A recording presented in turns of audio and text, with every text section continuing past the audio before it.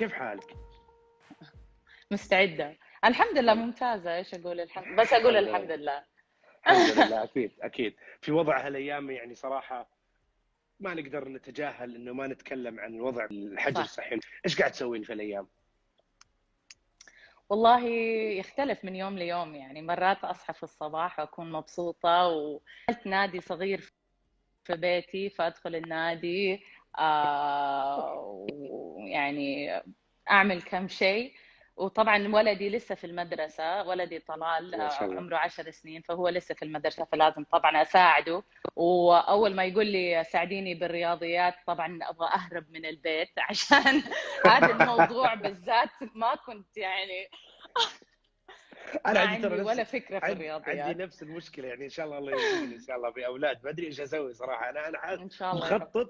مخطط اني ادرس معاه مره ثانيه، يعني ما في الا كذا بس يعني. عشان كده بنرسلهم المدرسة عشان نحن مو لازم نعملها.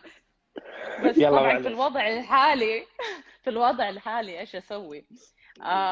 ف وبعدين في ايام ثانيه ما الصراحه اكون مره زعل وحزنانه وما ابغى اطلع من السرير فيعني هو يعني زي ما قلت نقول الحمد لله. الحمد لله، اكيد دائما وابدا. الحمد لله. وهذه ان شاء الله يعني ازمه وحتمر ان شاء الله. يعني بصراحه يعني هو ان مره شاء الله. سهل، قاعد يقولوا لنا جست واش يور هاند، ستي هوم، وان شاء الله الامور طيبه باذن الله. ابغى ابدا من البدايه يا مع حمراني من الطفوله. احنا عارفين ان الان انت ما شاء الله مدربه بوكسينج. هل هذا الشيء بدا من يس. الطفوله ولا ما كان ابدا في البال انه توصلين اللي ما وصلتي فيه اليوم؟ والله أنا من صغري وأنا بمارس كل أنواع الرياضات، يعني كان شيء مرة مهم في العيلة عندي. يعني أمي لما كنا نسافر أمي أمريكية، فلما كنا نسافر أمريكا عشان نكون مع أهلها كانت دائما تدخلنا في أنواع الرياضات المختلفة، يعني زي الجمباز والرقص. وكنا كمان أبويا كان عنده بولو تيم في لندن، فكنا نركب الخيل.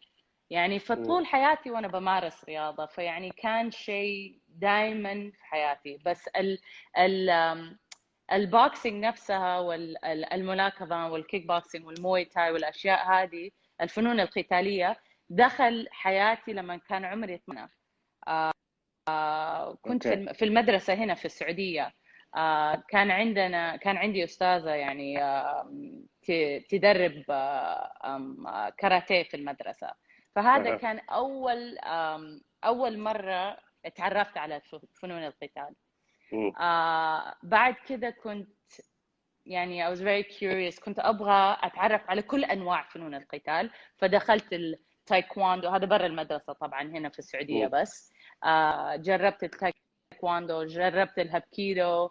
بعدين تعرفت على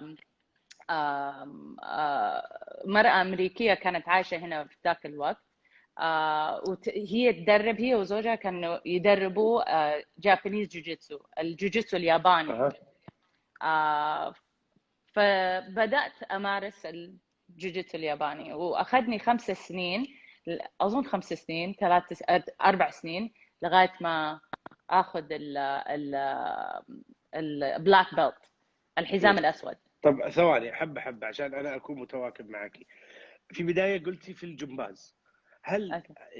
هل الجمباز خلى في نعم. مرونه مثلا في الحركه، ساعدك عشان تنتقلين لهذه أكيد الاشياء؟ وهل هذا أكيد تنصحين أكيد. فيه لاي مثلا الجمباز احد أظن. عنده اطفال كونه؟ يس. يس. نعم. أنا حاسة إنه الجمباز من أهم الرياضات اللي الواحد يقدر يساهمه لما يكون صغير. يعني أنا أحس إنه جمباز لعب دور كبير في حياتي، مم. وخلاني يكون عندي قاعدة مرة قوية في جسمي. يعني كل ما عشان انا من النوع اصلا اني احب امارس كل انواع الرياضات، يعني مم. ما دخلت بس الفنون القتاليه. دخلت كروسفيت، دخلت يعني موفمنت، اشياء مره متعددة في حياتي، وحسيت إنه الجمباز اللي أخذته لما كنت صغيرة لعب دور مرة كبير في حياتي. طب انا ابغى ارجع، دام نحن لسه في الجمباز، احنا لسه نتكلم على مرحله المتوسطه يمكن تقريبا، او الابتدائي آه، مثلا. الابتدائي يا اوكي. الابتدائي. يعني افهم من كذا الوالده كانت توديكي سمر كلاسز، اشياء زي كذا عشان تنشط فيكي حب الرياضه هذه. هل العائله رياضيه ولا انت لوحدك اللي خلاص؟ كلنا امي واختي الكبيره وامي لما بدانا ناخذ الجابانيز جوجيتسو، الجوجيتسو اليابانيه، هم اخذوها معايا واخذوا الحزام الاسود معايا، امي اخذت الحزام الاسود معايا. ما شاء الله. فالصراحه يعني والله نحن انا واحده من 6 يعني، ما شاء الله امي خلفت 6 عيال. ما شاء فنحن الله. ما شاء الله. احس انه كلنا عندنا باك جراوند رياضي يعني، الحمد يعني لله. ما ابويا شاء الله كمان. يعني فايت في سوبر ماركت مع العائله اللي انت منها. خسران. خسران. possibly yes والله خسران. يمكن اكيد من امي لوحدها. ما شاء الله. الله لا يجيب الامور هذه ان شاء الله. ما شاء الله عليه. طيب. انت طبعا قاعد تقولين هنا، احنا هنا لما نروح امريكا بعدين نرجع. وين هنا انتم؟ في الرياض او جده او؟ انا كنت في جده، ايوه عايشه في جده. اتولدت في امريكا، بس ايه. عشت في جده طول حياتي لغايه ما ايه. صرت، طبعا لغايه ما رحت الجامعه، وبعدين عشت في سان دييغو في كاليفورنيا 6 سنين. اوكي ما شاء الله. طيب، مم. في مرحله الدراسه كان في حب مثلا للدراسه بعدين؟ اوكي. ابدا. نو. طيب احس كان في، انه اتفضل. كان في خلاص بعد الدراسة أنا مبرمجة نفسي إنه حروح للجيم عشان أتعلم رياضة معينة، صح؟ يعني دراسة ايش يعني، لما لا لا كنت في لا الثانوية السكول ولا عادي دراسة يعني، في من سكول البداية هير؟ خلينا ناخذها. من البداية والله. انا يعني الصراحة طول عمري كنت يعني الدراسة كانت صعبة علي، عشان كان أنا عندي شيء اسمه ADD. ال ADD بالإنجليزي Attention Deficit Disorder، يعني عندي نقص في الانتباه. وهذا شيء عادي، في ناس كثير عندهم ADD. بس المشكلة إنه في وقت ما كنت صغيرة، يعني طبعا وكنت في السعودية، ما كانوا عارفين في ذاك الوقت إيش هي ال ADD. يعني المعلمات وأهلي كمان ما هم كانوا عارفين إيش هي. فطبعا كان عندي يعني واجهت مشاكل كثيرة في المدرسة، يعني ما كنت قادرة، يعني الحمد لله نجحت. فكان جدا صعب علي. لما يكون عندك مشكلة وانت اصلا ما انت عارفة ليش عندك المشكلة، وعيلتك ما هم عارفين ليش يعني ليش ما تقدري تتربي، ما تقدري تجلسي. انا كمان عندي ADHD Attention Deficit Hyperactivity، حتشوف انه انا دائما بتحرك، فصعب علي اني اجلس في مكان واحد واني انتبه يعني لمدة طويلة. فحسيت نفسي اقل من كل البنات اللي كانوا في صفي، دائما حسيت نفسي اقل you know. فاحس انه لما لقيت اني كنت يعني قوية في الرياضة بالذات، كنت قوية. it was a very strong base for me. حسيت إنه قلت أنا حكون أحسن واحدة.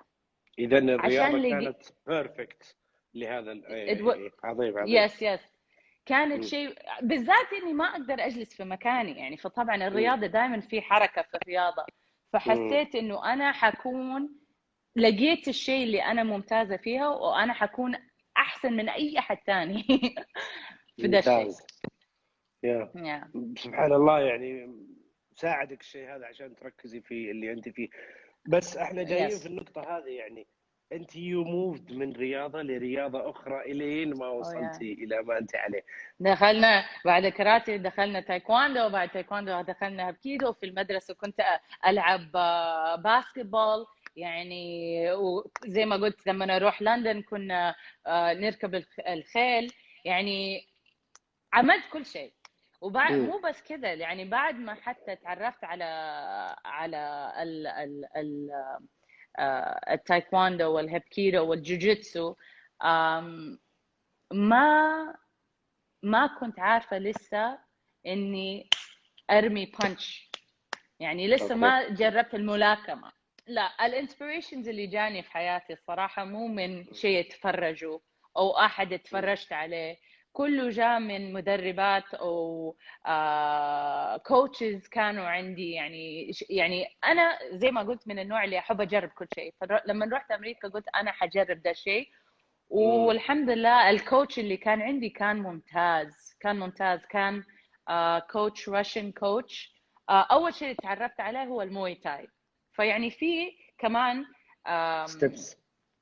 ستيبس اكزاكتلي. كان عندي ستيبس ثانيه عملتها عشان اوصل الملاكمه نفسها. فتعرفت على الموي تاي، وبعد كده دخلت كيك بوكسينج، وبعد الكيك بوكسينج تعرفت على كوتش روسي عايش في امريكا. ومن ذاك الوقت خلاص طبعا it was love at first sight. لحسن الحظ انه كان يعني سبب ذهابك لامريكا الاول يعني مش الزياره للاقارب، لانه هذه كنت تسويها في السمر. الحمد لله. كنت رايحه، ايوه كنت رايحه تدرسين ايش؟ ووقت الفراغ اخذتي البوكسينج، فخلينا رايحه تدرسين ايش؟ ايوه كنت رايحه ادرس علوم الطبيعه في المرحله الجامعيه. طول الفتره هذه كانت كلها تدريب على البوكسينج. ما جربتي في يوم تقولين والله ابغى احترف ادخل ولا لسه؟ الا طبعا، بس كنت في الجامعه فكان صعب. انا عندي لما اول ما دخلت الجامعه ما كان طول الوقت وانا بعمل ملاكمه، بالعكس في اول سنه وسنتين كنت في الجامعه كنت بتدرب، كنت على الروينج تيم. الروينج تيم هي ما اعرف ايش يسموه بالعربي، بس مو لازم. على المويه ممكن. فكنت proper athlete yeah. ما اعرف الروينج. فكنت يعني ساهمت كاثليت من جد. فيمكن بعد سنتين سبت الروينج عشان جالي تندنايتس في الركب، وبدأت بالملاكمة. عظيم. بعدها رجعتي من تخرج ايش كان سؤالك معلش؟ لا بس كان يعني تخصصتي، اذا رجعت يعني من لعبتي بوكسينج ولا لا؟ ايوه لعبت اوفيشال ماتش. اوكي. بس ما دخلت بطولات. no I was too busy. كنت في المدرسة، ما كان عندي الوقت المعين اللي أكون proper athlete، يعني إني أجلس يعني أدي وقت معين للتدريب. فأكيد ما كان عندي الوقت لما كنت في الجامعة. رجعتي إلى جدة؟ yes. رجعتي إلى جدة وفي بالك وأنت في الطيارة أنا راجعة I will continue في اللي درسته في الجامعة ولا؟ كنت صراحة ما حكذب، كنت شوية depressed إني كنت برجع، بس عشان كنت عارفة إنه في البلد ما كان في أحد يقدر يعلمني الملاكمة، ما كان في ذاك الوقت.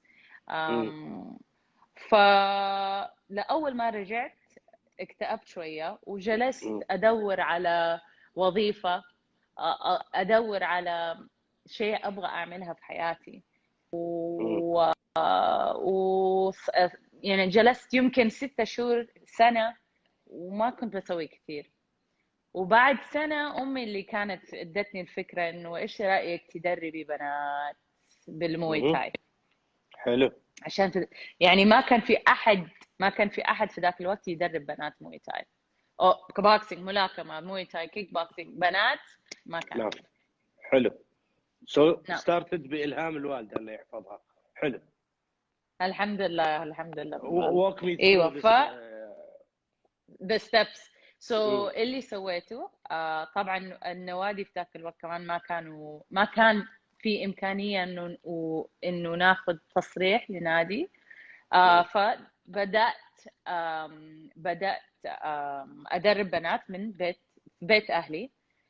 كان عندنا غرفة صغيرة، غرفة رياضة، وأخذتها من أبويا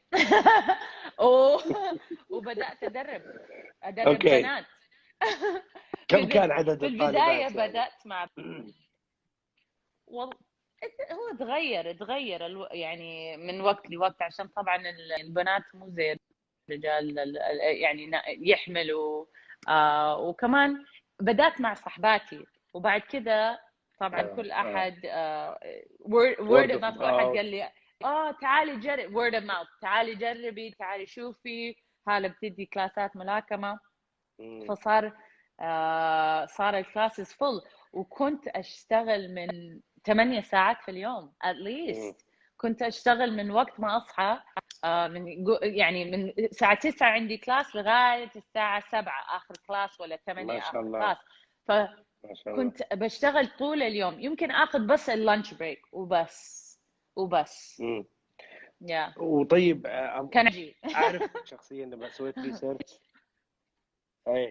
ما شاء الله سويت ريسيرش عنك بسيط، عرفت إنه بعد رحلة تايلاند تطور شيء في المو تاي عندك أو MMA.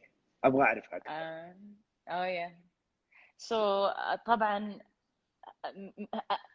في السنين اللي بعد ما رجعت من أمريكا، كنت دائما أو إني أرجع أمريكا أو إني أسافر زي تايلاند، أو إني أسافر.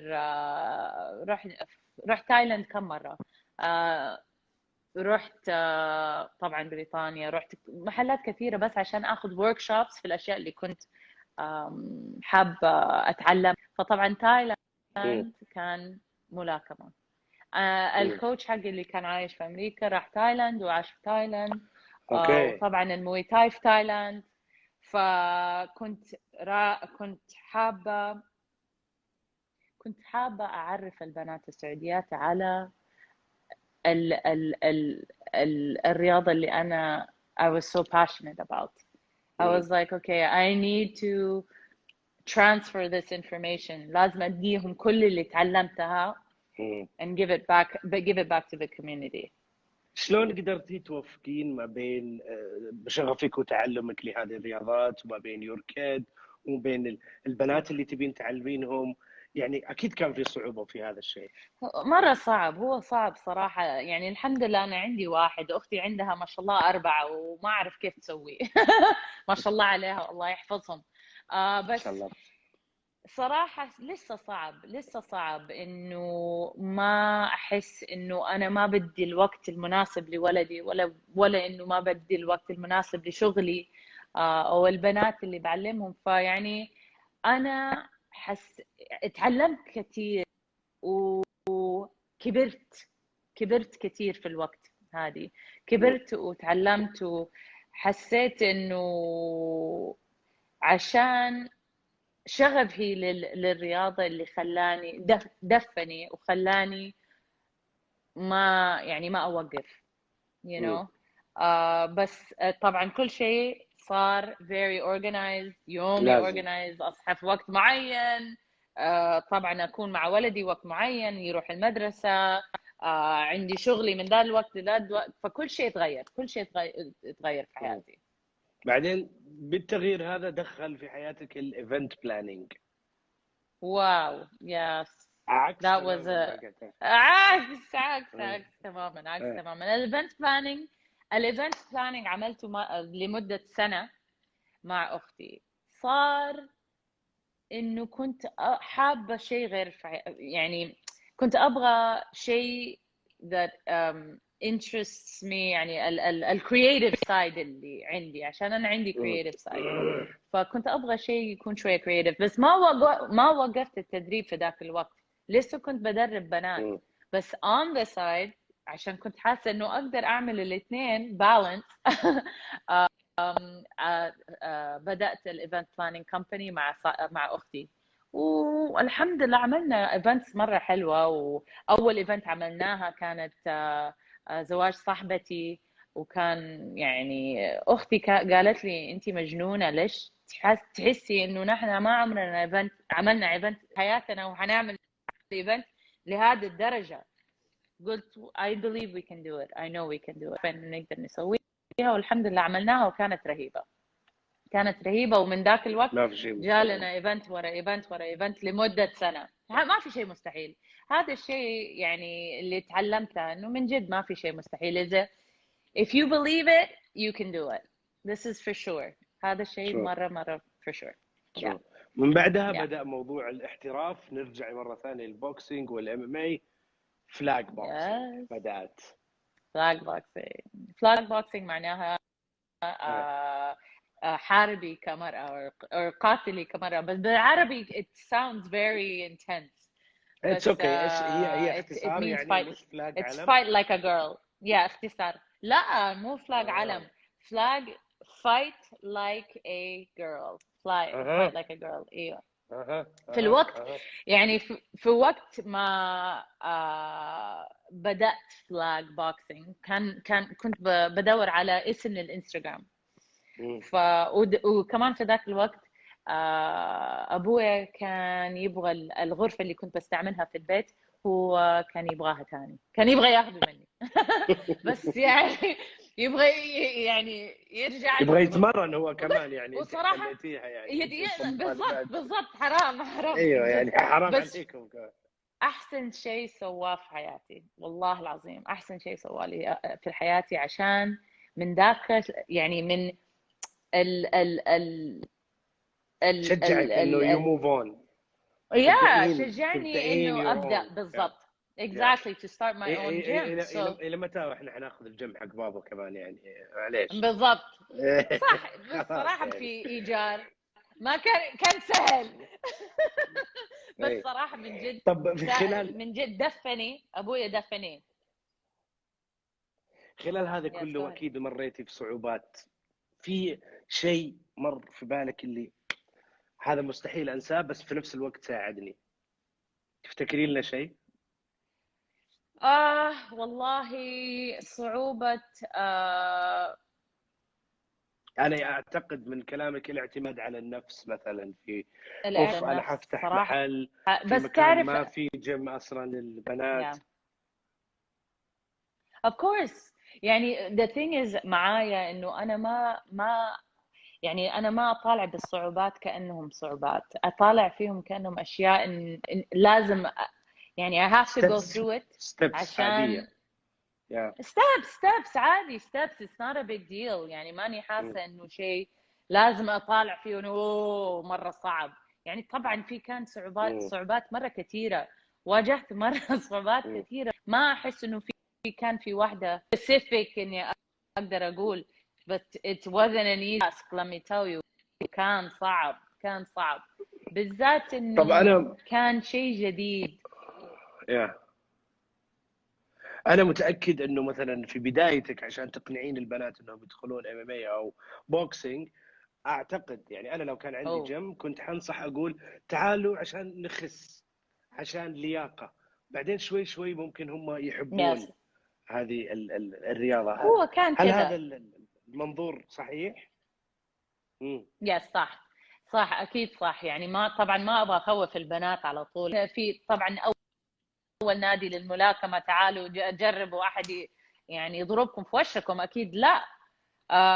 ولغاية الحين الشيء الرئيسي اللي البنات يعني they're interested in يبغوا يجوا يجربوا هي بس كفتنس. يعني ما هم يعني فلاج بوكسينج نادي تقدري تيجي إذا حابة تتعلمي كيف تعملي يعني تتدربي ملاكمة كفتنس.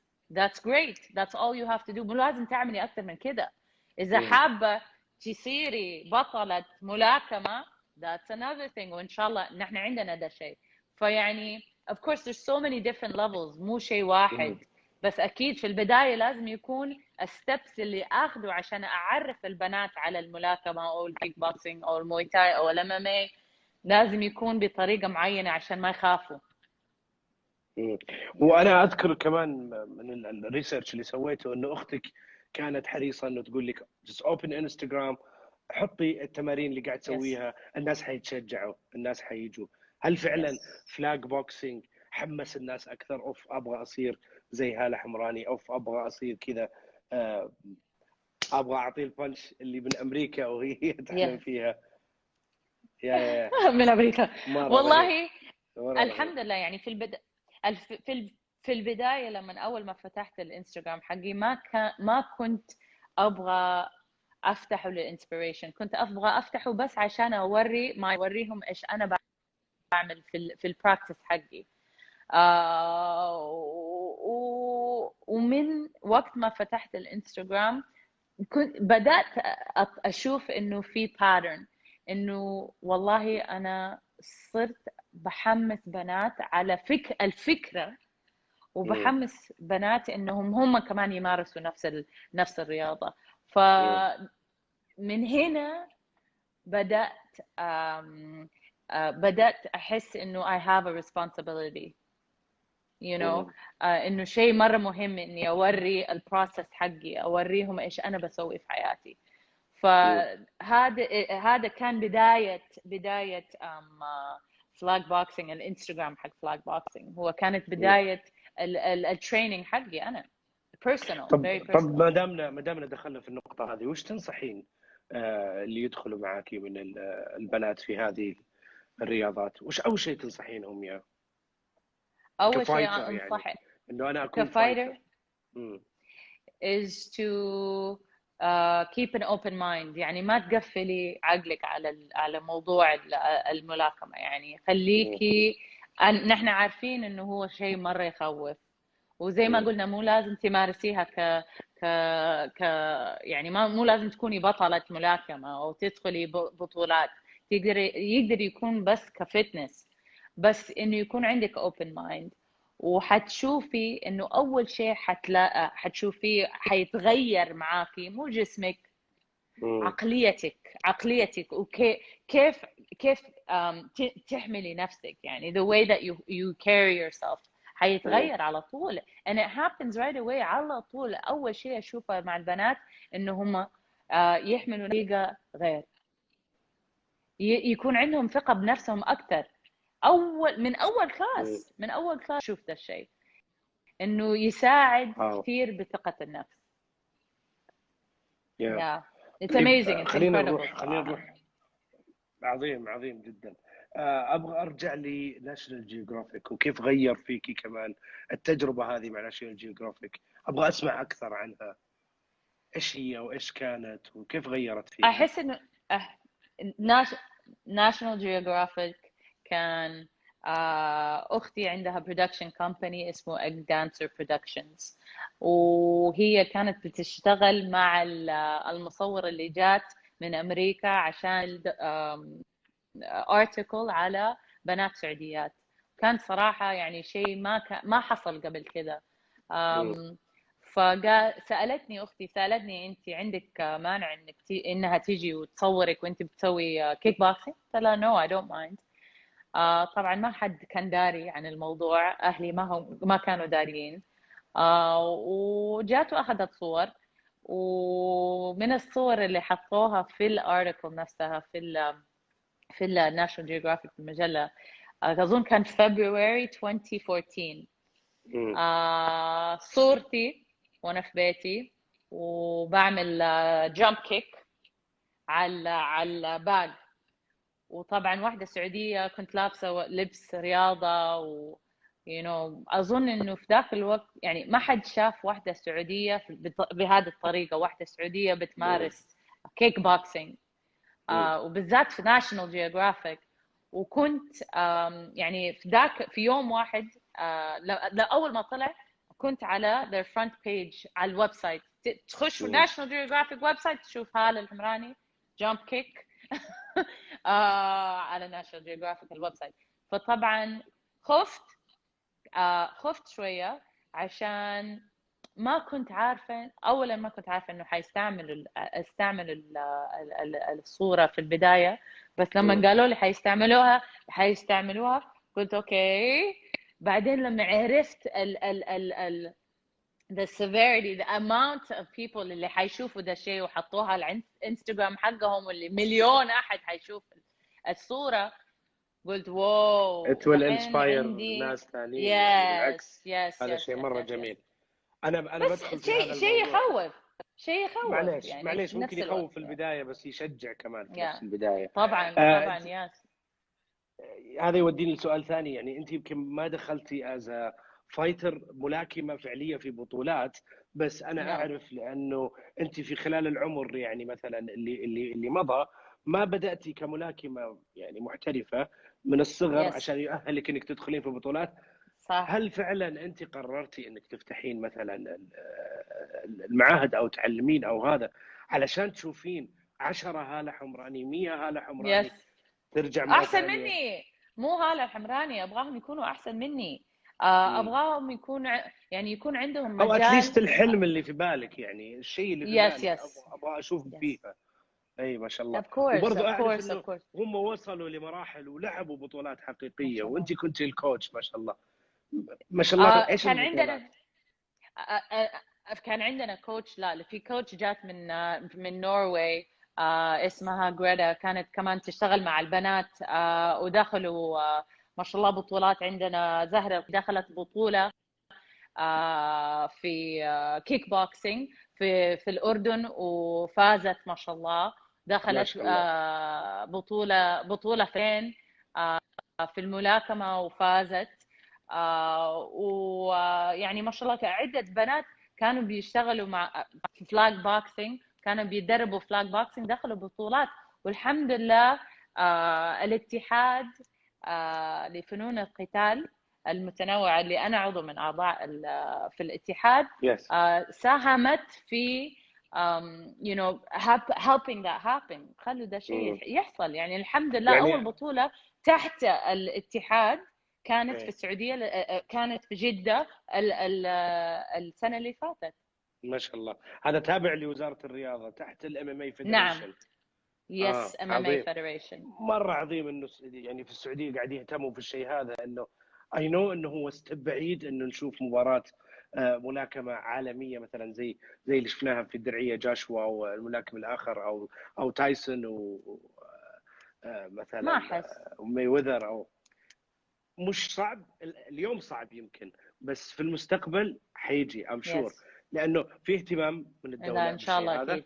في اهتمام من البنات برضو انهم يدخلوا، وفي اهتمام من يعني في اورجنايزيشن. ما هو شيء عشوائي، ما هو شيء هواة يس انيمور. خلاص صار يس شيء لجت، شيء رسمي، شيء الحمد حيطلع. لله. طيب أوك. دخلتي في موضوع انك عضوة في الام ام اي فيدريشن. شلون ساعدت الوزارة غير البطولات هذه؟ هل في تصاريح معينة مثلا ساعدتكم؟ هل مثلا أم، يعني مثلا التصاريح عفوا مقاطعك، في مساعد الدوسري قبل يومين انا قابلته، هو جيمر وصار يلعب، يس ولانه فيه اي جيمنج صار يقدر ياخذ مثلا اقلها عذر عن المدرسة، لانه والله انا عندي بطولة وشيء رسمي. يعني الشيء هذا موجود ايوه. عندكم صح؟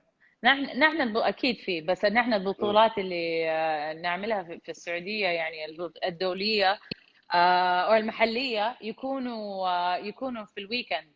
ف يعني لا انا بس اتكلم على بنفس شيء الوقت مستقبلي برا يعني. اوكي بالمستقبل اكيد حيكون في. يس اكيد مم. اكيد اكيد الاتحاد حيساعد في شيء، مم. وعندهم بدون شك كامبس بدون شك. يرسلوا يعني بيرسلوا الاولاد. لغايه الحين ما رسلنا البنات ل يا للكامبس اللي بياخذوها عشان يعني اذا في بطوله يساعدوهم. بس ان مم. شاء الله اكيد كل هذا حيحصل في المستقبل. مم. طب let's jump to شيء مرة مختلف. طلع كذا فجأة اسمه back to اوكي basics. back to basics. yeah اوكي. back to basics. واو. الحين آه صار فيها الآن شيء له دخل في الباركور. أنا صراحة شخصيا كنت أتفرج على فيديوهات باركور، أشوفهم في فرنسا ينطوا من فوق عماير يس يا نحن إيش عندنا نفس السالفة؟ الشيء. عندنا نفس الشيء. فانا وصاحبتي مريم بولدينج مم. فتحنا جيم اسمه باك تو بيسكس زي ما قلت، مم. وهو مم. جيم للباركور والجمباز والاكروباتكس والسيركس. السيركس يعني عندنا سيركس سيلكس، تعرف ايوه القماش اللي يتسلقوا منها. وعندنا كوتشز من برا، جبنا كوتشز من برا طبعا عشان نحن ما نعرف ندرب الاشياء هذه. بس حسيت انه كنت ابغى ادي للاولاد الصغار، بالذات الاولاد الصغار. نحن عندنا فور ادلتس كمان، عندنا فور ادلت، بس كنت ابغى ادي للكيدز شيء يكون beneficial، يعني زي الجمباز، زي ما انا ما اخذت جمباز لما كنت صغيره، ايوه. كنت ابغى انت اديهم نفس الشيء. قاعد تدوري على ليونه وتاسيس قبل لا يجوا، يعني عشان يس، كذا كان عندك انت تاسيس. كان عندك بوكسينج، بس كمان ابغى شيء للتاسيس ما قبل البوكسينج، يعني اجيبهم هنا نعم، واوديهم من هنا. مره عظيم، مره جميل. مو بس للتاسيس، عشانه مره صراحه it's very fun. مره الاولاد ينبسطوا فيه، يعني بينطوا. الباركور هي النط والتسلق في اشياء كثيره بيسووها.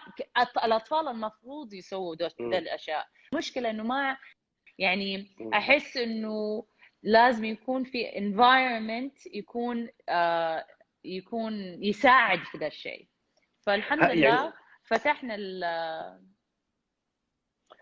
كملي تفضلي.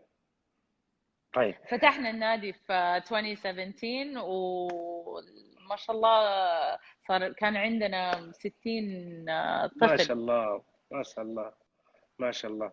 افهم من كلامك انه هذا مناسب للاطفال اكثر من البوكسينج والام ام اي. نو، انا ابغى لسه نوعا ما اظنه، يعني it's not so specific، انه ما يعني فيها نط وجري واشياء اللي الاولاد يحبوها اصلا والاطفال يحبوها اصلا. الملاكمه مره specific، يعني اذا هم حابين يتعلموا الملاكمه حيكون، يعني طبعا حيكون غير.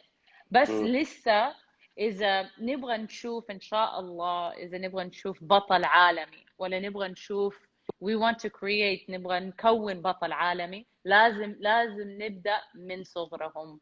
فأكيد هذا الشيء اتحاد الملاكمة يعني النادي عندنا فلاج بوكسينج، نبغى نكون كيدز بروجرام للملاكمة والكيك بوكسينج والموي تاي والام ام اي ان شاء الله. طيب خلينا نتجنب على الأسئلة. في سؤال هنا كمان جاينا يقول هل ممكن نشوف بطولات نسائية قريب؟ ايوه ان شاء الله، اكيد حلو. بعد ما العالم يفتح ثاني اكيد. طبعا هنا في سؤال يقول ما فكرت هالة انها تمثل السعودية في المسابقات الرياضية باسم السعودية؟ اعتقد يعني الجواب حاليا يس، اعتقد يعني كمدربة. ايوه، انا ادخل مسابقات رياضيه والله في عمري نو، بس ان شاء الله نكون بنات من فلاج بوكسينج فور شور ان شاء الله باذن الله. يس. طيب بس اكيد لما كنت صغيره فكرت في ذا الشيء، اكيد لما كنت صغيره، اذا كان عندي الامكانيه لما كنت صغيره كنت دخلت 1,000,000%. يس. اول شيء يجي في بالك لما تسمعين الكلمات التاليه. اوكي جده. love. كاليفورنيا. اعشق. بيربيز. hate. طيب يلا خلينا نروح لشيء لوف. بانكيك. indulgence يعني. الله. breakfast. اوكي. knock out. hard. flag boxing. passion.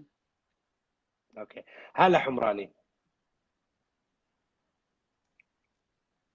هالة حمراني، لما تسمعي هالة حمراني ايش يجي في بالك؟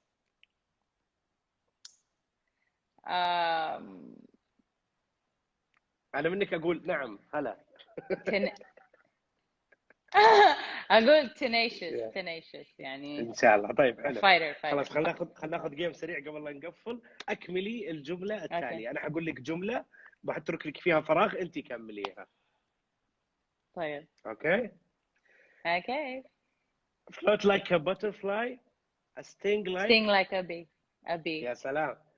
What happens in Fight Club stays in. Fight Club. All right. طيب. Wax on. Wax off. بس خلاص ممتاز جدا. اي A plus. شكرا اي جزيلا. بلس. الحمد لله. خلاص شكراً since لك. it's a wax off let's خلاص end this. يعني صراحة شكرا لك على تواجدك وروحك حلوة. أشجع كل البنات اللي يبغوا يدخلوا في الرياضات اللي ذكرناها في طول الحلقة هذه ما لكم إلا هالة حمراني إن شاء الله راح تدلكم وحسابها يعني فلاج بوكسينج جاهز إنه يرد عليكم. شكرا جزيلا لك. شكرا. يعطيك العافية. يعطيك استمتعنا. العافية. أهلا وسهلا. مع السلامة. في أمان الله.